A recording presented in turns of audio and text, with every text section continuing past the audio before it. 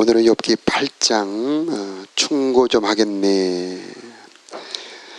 하나님은 고난이 유익이 되게 하시는 분이신데 고난은 은혜의 잔치다 그렇게 말씀하는데 바로 그렇게 되는 것은 아닙니다. 오히려 고난 중에 망한 사람도 많습니다. 이 고난이 유익이 되게 하려면은 하나님을 찾아야 되는 겁니다. 욥이 고난을 받을 때에 그 고난 중에 침묵하시며 고난을 거두어가지 않습니다. 고난이 몇 달이고 계속이 됩니다. 그러나 하나님은 그 욥을 버리지 않으셨죠. 오히려 그 욥을 주목하여 보고 계셨습니다. 친구들을 통하여 계속해서 새 친구들을 3번씩 9번 계속 그 말에 찔림을 당하게 합니다. 그래서 그 욥의 고통이 계속되고 있습니다. 오늘 또 그 중에 하나죠. 그 고통 중에 그 욥의 그 부르짖음을 하나님이 다 들으십니다. 이 고난이 유익이 되게 하려면 탄식이 기도. 하나님이 나중에 보면은 그 기도를 응답하고 계셨던 겁니다. 그래서 우리는 망하지 말아야 된다. 하나님이 나를 보고 계신다. 내가 이 고난 중에서 하나님이 나의 간구, 기도를 듣고 계신다. 하나님은 나에게 주실 은혜가 많다. 그래서 이 고난 중에 소망을 가질 때에 그 고난이 유익이 될 수가 있는 것입니다. 오늘 빌닷의 이 욥에 대한 말은 참 고통스러운 말입니다. 한마디로 말하자면 너는 죄를 지어서 벌을 받는 거야. 그런 얘기입니다. 우리 3절하고 4절 함께 연속해서 읽어보겠습니다. 하나님께서 잘못 판단하실 것 같은가? 전능자께서 실수라도 하실 것 같은가? 자네의 자녀들이 죄를 지은 것이 분명하네. 그래서 그 죄값을 받은 걸세. 이 욥의 고난이 더 큰 고난이 되는 이유는 죄가 없이 받는 고난이기 때문입니다. 의인의 고난. 고난의 종류가 많은데 죄로 받는 고난이 있습니다. 그런데 죄가 없이 받는 고난이 있어요. 욥 같은 고난이 있죠. 또 죄가 없이 받는 고난 중에 성장을 위한 고난이 있습니다. 요셉 같은 경우는 형들의 잘못을 아버지에게 일러 바치는 정도, 그 정도밖에 아닌데 그 요셉에게 아주 엄청난 고난이 닥치죠. 이것은 요셉을 성장시키기 위한 고난이죠. 다윗도 그런 고난을 받습니다. 그 고난은 하나님께서 그를 성장시켜서 쓰시려고 주시는 고난입니다. 그래서 그 고난의 목적을 분별한다면은 훨씬 그 고난을 견디기가 쉽죠. 그래서 이 고난을 견디는 첫 번째 요소 중에 하나가 왜 나한테 이 고난이 닥치는가, 이 고난을 해석하는 겁니다. 그 고난이 해석이 되면은 받아들일 수가 있게 되는 겁니다. 욥의 고통이 계속되는 이유는 자기의 이 고난을 해석을 할 수가 없는 겁니다. 이해를 못하는 겁니다. 나는 잘못한 것도 없는데 왜 잘못했다고 그렇게 말하느냐? 하나님 왜 나한테 이런 고난을 주십니까? 도대체 어찌하여 무엇 때문에 이렇게 고난을 주십니까? 그 고난을 해석하지 못하기 때문에 그 고통은 계속 되고 있는 것입니다. 자, 어떻게 오늘 빌닷이 더 욥을 고통스럽게 하냐? 4절에 내 자녀들이 죄를 지은 것이 분명하네. 여러분 얼마나 엄청난 일입니까? 10명의 자녀가 하루아침에 한 번에 죽었다. 정말 엄청난 일이죠. 그런데 그 자녀들을 건드리는데 그 자녀들이 죄를 지어서 죽었다는 겁니다. 우리가 욥기 잘 아는 것처럼 이 잔치를 벌이고 난 다음에 혹시 우리 자녀들이 잔치 중에 실수했을까봐 번제를 드렸던 그 욥 아닙니까? 이 욥처럼 자녀들의 경건을 정말 관심을 가지고 열정을 기울였던 사람이 없습니다. 그런데 그 자녀들이 죄를 지어서 이렇게 모두 벌을 받았다고 말을 들을 때 얼마나 마음이 아팠을까요? 그러면서 5절, 6절, 7절 함께 읽어보겠습니다. 그러니 시작. 그러니 지금이라도 하나님을 찾고 전능자에게 자비를 구하기나 만일 자네가 깨끗하고 정직하다면 그분이 자네를 도와주실 걸세. 그러면 지금은 보잘것없이 시작하겠지만 나중에는 위대하게 될 걸세. 예. 이 말 자체만 딱 떼어놓고 본다면 참 은혜스럽죠. 예. 그러나 욥은 이 말을 받아들일 수가 없는 겁니다. 그래서 이 율법의 말이죠. 옳은 말입니다. 참 틀림없는 말인데 욥에게는 도리어 괴롭게 하고 화가 나게 합니다. 이 빌닷의 말에 그 욥의 반응은 10장에 나오는데 우리 10장 1절을 한번 읽어보도록 할까요? 10장 1절 한번 두 장을 넘겨서 한번 읽어보겠습니다. 10장 1절 시작. 내 마음이 너무 아프기 때문에 생명을 미워할 정도로 마음이 너무 아팠다는 얘기입니다. 그래서 9장 10장은 이 빌닷의 8장에 대한 말의 답변이죠. 이 빌닷의 말은 욥을 더 고통스럽게 만들었습니다. 이 8절에서 10절까지는 조상들의 일을 기억하고 선조들에게 배우게나. 이 9절이 말은 네가 안다면 얼마나 하냐. 너는 모른다 그런 얘기입니다. 10절에는 선조들이 우리들에게 지혜로운 이야기를 들려줄 것을. 지금 욥은 그 조상들의 지혜로 해석을 할 수가 없는 겁니다. 그래서 지금 시대가 엄청나게 바뀌죠. 이전에 유효하던 것, 이전에 괜찮던 것들이 이제는 쓸모가 없어지는 것들이 많이 생깁니다. 정말 믿음의 생활도 마찬가지죠. 전도도 마찬가지입니다. 그 전에 하던 전도 방법이 이제는 효과가 없는 경우가 많죠. 우리 교회 학교도 마찬가지입니다. 그 전에 조상들의 지혜를 배워야 하는 것은 분명합니다. 그러나 거기에만 머물러 있다면 인간의 역사는 여기까지 발전할 수가 없었죠. 언제나 온고이 지신이라고 그랬죠. 그 3대의 지혜에 이뤄놨던 그 지식을 받아들이지만은 그것을 기초로 해서 새롭게 발전해 가야 되는 것이죠. 예수님의 복음도 마찬가지고요. 고난의 문제도 마찬가지입니다. 그 전에 조상들이 주었던 그 지식, 지혜로 욥을 해석할 수도 없고 도와줄 수도 없는 겁니다. 그래서 욥이 고통스러운 거죠. 이 11절 이하에는요, 이 욥의 번영과 축복을 비난을 하고 있습니다. 그래서 11절에 보면 늪지 아닌 곳에서 왕골이 나오겠느냐? 이 골풀이라는 이 늪지에서 자라는 식물입니다. 이 식물의 특징은 빨리 자랍니다. 물이 많기 때문에 햇빛을 받으면 잘 자랐다가 불과 한두 달 만에 시들어버리는 그런 식물들입니다. 이것을 가지고 욥의 번영과 축복을 말하고 있는데 13절을 한번 읽어볼까요? 시작. 하나님을 배반하는 자들의 운명이 이렇다네 악인들의 소망도 이렇게 망해버리지. 12절에 이런 식물은 푸르름을 더하다가 곧장 시들어 없어지지. 그래서 이 욥의 번영과 축복을 악인의 축복으로 본 겁니다. 악인의 번영, 악인의 축복은 곧장 시들어 버리는 거예요 하면서 이 욥의 그동안에 받았던 축복을 시들어 버리는 식물로 표현을 하고 있는 것입니다. 욥의 그 부유함 우리가 보고 있죠. 18, 19절을 함께 읽어볼까요? 시작. 그곳에서 뿌리가 뽑히게 되면 동산도 그 식물을 본 적이 없어라고 모른다고 한다네. 그러면 뽑힌 식물은 시들 없어지고 대신 다른 식물이 그곳에서 자라나겠지. 소멸에 대해서 너는 이제 소망이 없어. 너는 뿌리 뽑히면은 이제는 사람들이 기억도 못할 거야. 얼마나 그 욥을 마음 아프게 하는 일입니까? 자, 우리가 욥의 고난을 보면서 예수님의 고난을 볼 수가 있는데요. 예수님이 정열을 기울여 3년을 기울였던 제자들이 하루아침에 다 사라져 버립니다.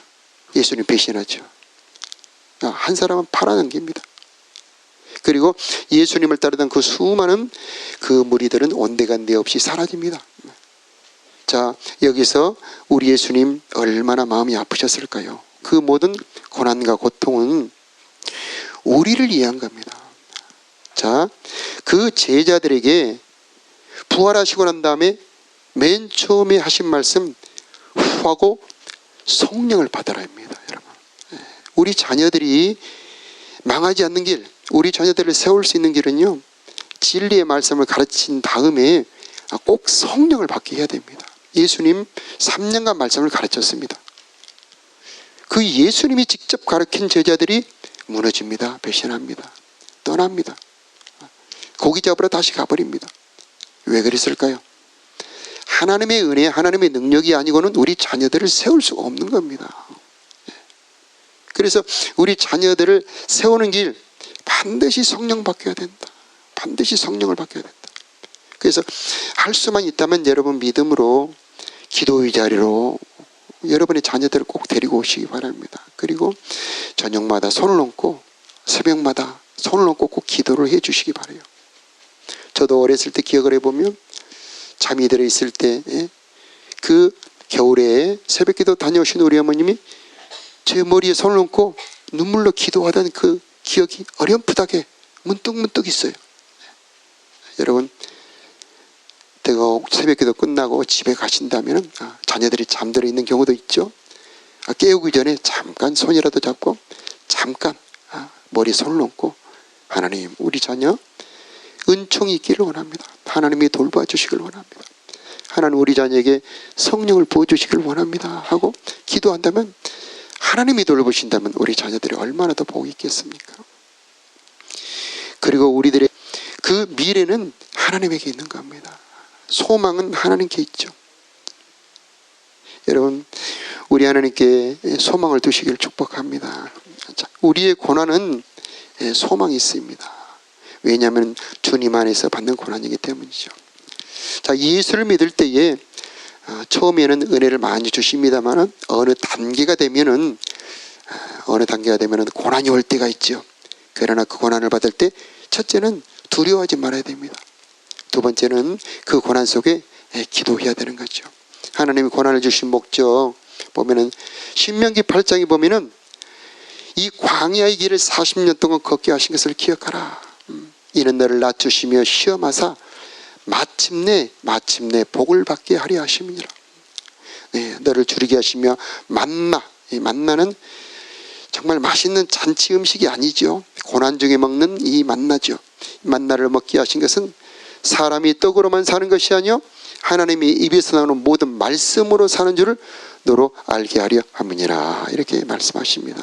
하나님께서 이스라엘 백성들에게 고난을 주셨던 이유는 가르치시기 위함입니다. 무엇을? 이 말씀의 은혜. 여러분, 하나님의 말씀이 진짜 재산이죠. 고난당함이 내게 유익이라 이로 인하여 내가 주의 율례를 배우게 되었나이다. 주의 말씀이 내게 이 즐거움이 되지 아니하였다면 내가 내 고난 중에 망하였으리라. 하나님의 말씀의 즐거움, 하나님의 말씀의 기쁨의 힘은 고난을 이길 수 있는 힘이 있습니다. 넉넉히 이기게 할 만큼 능력이 있죠. 하나님의 말씀은 능력이 있습니다. 그러면 내가 고난당할 때에 무엇을 해야 될까? 하나님의 말씀을 찾으라. 너는 내게 부르짖으라. 너는 내게 부르짖으라.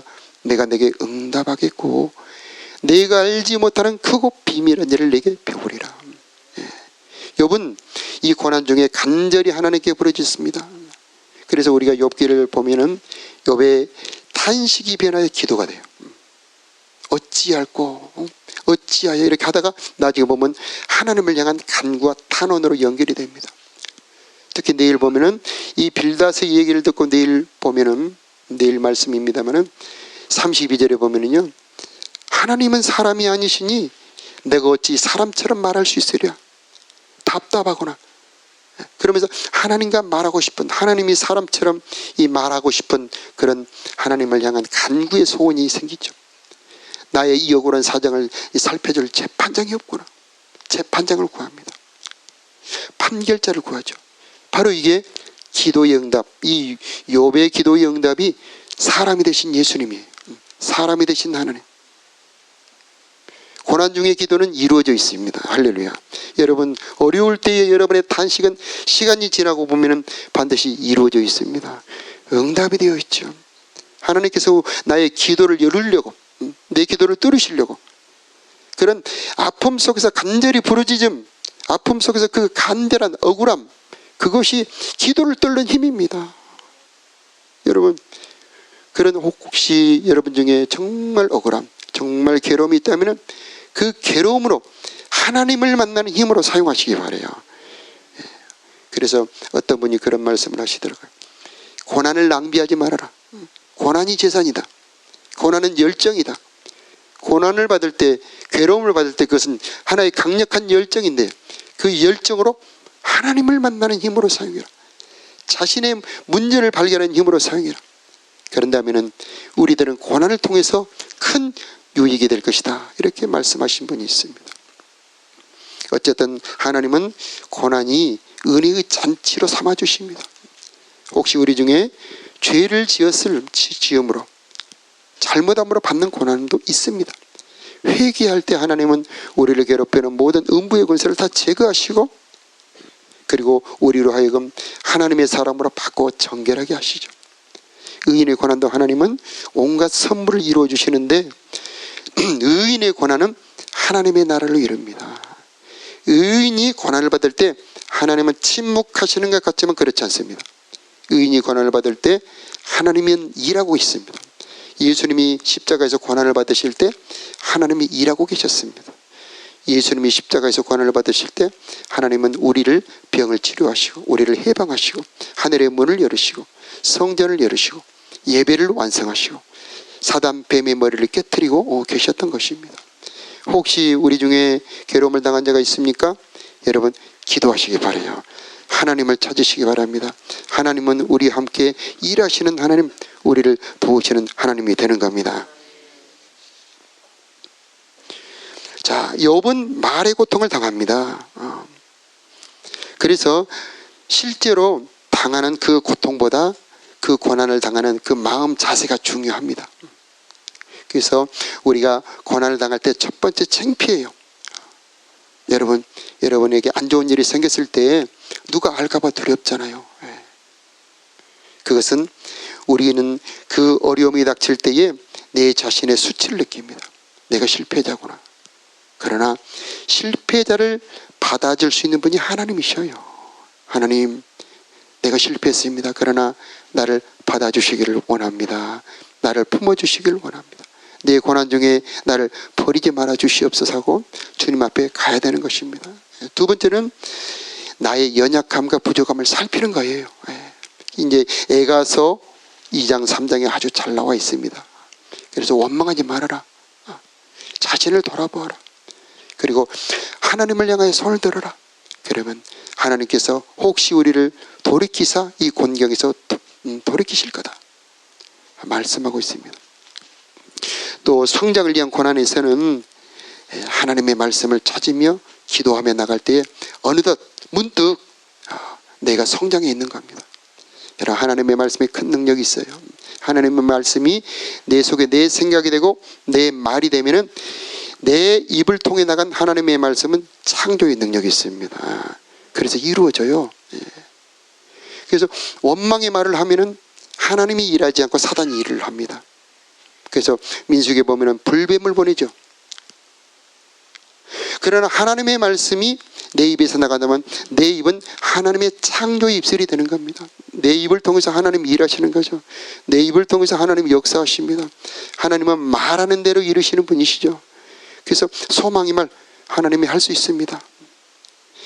그래서 내가 힘이 쭉 빠질 때 정말 힘이 없구나 라기보다는 하나님 힘을 주시기를 원합니다. 정말 혼동스러울 때 정말 어렵구나 하기보다는 하나님 내게 지혜를 주셔서 판단할 수 있는 지혜를 주시기를 원합니다 라고 언제나 소망의 말을 하는 겁니다. 그러면 하나님은 내게 말하는 대로 이루어주시는 분이시죠. 어제도 우리가 말씀의 은혜를 받았습니다마는 하나님은 말이 영이다. 말이 영이다. 그래서 내가 말을 딱 하는 순간에 그 말 속에 영이 들어서 영이 나가므로 하나님의 영이 나가서 하나님이 창조의 역사를 이루어 가시는 겁니다. 자, 기도할 때도 마찬가지입니다. 기도할 때도 말씀으로 기도하면은 훨씬 강력하죠. 그래서 우리에게 주신 소망의 말씀으로 기도할 때 하나님은 그 들으신 말씀대로 내 입에서 나오는 말씀대로 이루어 주신 하나님이 되실 것입니다. 자, 우리 욥기를 하면서 굉장히 어떻게 보면은 지칠 수가 있죠. 내가 직접 이 정도 고난은 당하지 않는데 그런 분들도 계시고요. 참 이해하기 좀 어렵다는 그런 분들도 계십니다. 그리고 이 욥기를 통해서 바로 나에게 적용하기가 또 좀 어렵습니다. 그런데 이 욥기를 보면서 그 예수님의 고난을 생각한다면 더 은혜가 될 수가 있습니다. 욥기는 예수님의 고난에 대한 그림자입니다. 예수님은 욥보다 더 큰 고난을 당하셨죠. 더 심한 괴로움을 당하셨습니다. 그런데 욥의 고난을 통해서 그 예수님의 고난을 보여주시는데, 욥의 고난과 예수님의 고난의 차이는 예수님의 고난에 능력이 있어요. 하나님의 힘이 들어있습니다. 우리를 위한, 우리를 대신한 고난이기 때문입니다. 그래서 예수님의 고난을 생각하면서 이런 아픔을 당하셨겠구나, 이런 고통을 당하셨구나 생각하면서 이 말씀을 읽는다면 욥기가 더 여러분에게 힘이 되고 은혜가 될 줄로 믿습니다. 자, 오늘 이 새벽에 하나님이 여러분의 기도를 들어주시길 바라고, 욥 같은 고난이 있다면 하나님께서 고난 중에 유익이 되게 하는 하나님의 은혜가 임하기를 축복합니다. 기도하겠습니다.